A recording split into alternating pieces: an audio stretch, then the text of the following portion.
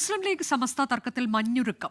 സന്ദേശയാത്രയുടെ മലപ്പുറം സമ്മേളനത്തിൽ സാദിഖ് അലി തങ്ങൾ പങ്കെടുക്കുമെന്ന് ജിഫ്രി മുത്തുക്കോയ തങ്ങൾ പറഞ്ഞു. നാസർ ഫൈസി കൂടത്തായിയെ സംഘാടക സമിതിയിൽ ഉൾപ്പെടുത്തുമെന്നും ജിഫ്രി മുത്തുക്കോയ തങ്ങൾ അറിയിച്ചു. ലീഗ് പ്രവർത്തകരൊന്നും നമ്മൾ ഒഴിവാക്കിയിട്ടില്ലല്ലോ. ഉണ്ടോന്ന് ചോദിച്ചാൽ നമ്മൾ ഓരോ സമയത്തും ഓരോ പരിപാടിയിലും പങ്കെടുക്കാൻ വേണ്ടി ലീഗ് നേതാക്കന്മാരെയും പണക്കാട് തങ്ങളാണ് മലപ്പുറത്ത് ഞാൻ ചെല്ലുമ്പോൾ ആ യോഗ ഉദ്ഘാടനം ചെയ്യേണ്ടത്. ഈ ഇപ്പൊ പ്രസംഗിച്ചതല്ലേ പണക്കെന്നുള്ളത് ഞങ്ങളുടെ ഡിക്ഷണറി ഇല്ല, ആരേറ്റുമില്ല.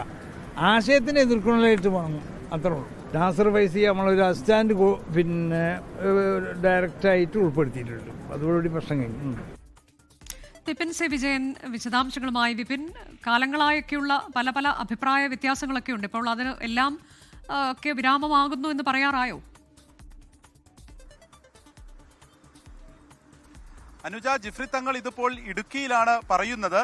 ഈ ഒരു സമസ്തയുടെ ശതാബ്ദി സന്ദേശ യാത്രയുടെ തുടക്കത്തിൽ തന്നെ കല്ലുകടിയായിരുന്നു സമസ്ത ലീഗ് തർക്കം എന്നുള്ളത്. അതായത് ഈ യാത്രയുടെ പതാക പാണക്കാട് കുടുംബത്തിൽ നിന്ന് കൈമാറണം എന്നുള്ള അത് ഈ സമസ്തയിലെ ലീഗ് അനുകൂലികൾ പറയുകയും എന്നാൽ നടന്നത് അങ്ങനെയല്ല എന്നുള്ളത് കൊണ്ട് തന്നെ അതൊരു പടലപ്പിണക്കത്തിലേക്ക് വഴിമാറുകയുമായിരുന്നു. അങ്ങനെ കന്യാകുമാരിയിൽ വെച്ച ഈ സന്ദേശയാത്രയുടെ ആദ്യ ഉദ്ഘാടന സമ്മേളനത്തിൽ അതിൽ സാദിഖ് അലി ശിഹാബ് തങ്ങൾ ഉൾപ്പെടെയുള്ള അവർ പങ്കെടുത്തിരുന്നില്ല. ഒപ്പം തന്നെ സമസ്തയിലെ ലീഗ് അനുകൂലികളും അതിൽ നിന്ന് വിട്ടുനിന്നിരുന്നു. അതാണ് ഈ ഒരു പടലപ്പിണക്കത്തിന് പ്രധാനമായിട്ടുള്ള ഒരു കാരണമായിരുന്നത്. ഈ സന്ദേശയാത്രയുടെ പതാക കൈമാറിയത് ആലിക്കുട്ടി മുസലിയാരായിരുന്നു മലപ്പുറത്ത് തന്നെ വെച്ച്.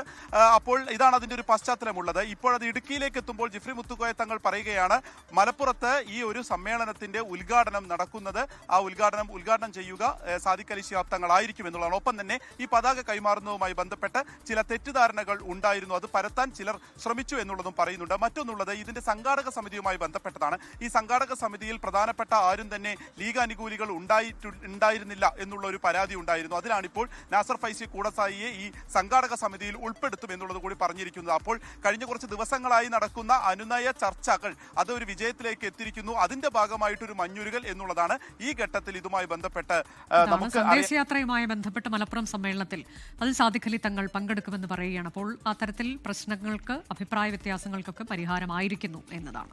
ലോകത്തെവിടെയായാലും ഏത് സമയത്തും 24 വാർത്തകളും ഓഗ്മെന്റഡ് റിയാലിറ്റി പാക്കേജുകളും എക്സ്പ്ലെയിനറുകളും വിശദമായി കാണാൻ ഞങ്ങളുടെ യൂട്യൂബ് ചാനൽ നിങ്ങൾക്ക് സബ്സ്ക്രൈബ് ചെയ്യാം.